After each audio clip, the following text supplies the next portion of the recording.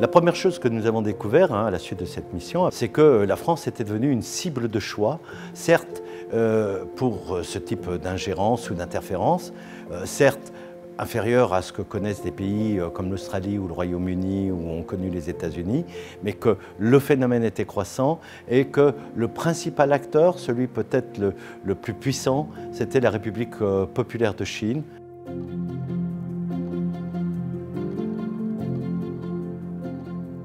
Il y a 50 nuances de gris dans les influences et la Chine est sur toutes les palettes. Celles qui vont vers la séduction, les moyens, l'attraction, la valorisation, jusqu'à parfois la menace en disant si vous ne faites pas ça, eh bien, vous aurez des soucis, y compris par rapport à sa diaspora qui vit en France. Ils le font parce que aujourd'hui, ce sont des pays qui ne sont pas démocratiques et ce sont des pays sur lesquels les pays démocratiques portent un jugement qui est parfois sévère. Donc ce jugement sévère, ils cherchent à l'amoindrir, à l'orienter. Nous sommes un point d'entrée dans la francophonie et auprès des élites et des chercheurs africains, qui est un gros enjeu pour nombre de pays.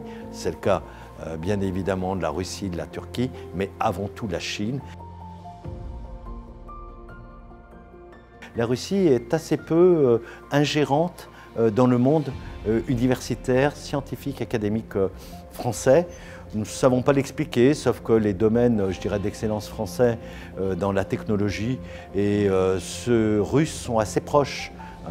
L'aérospatial, le nucléaire, ça explique, et puis peut-être qu'ils choisissent d'autres formes d'influence que celle-ci.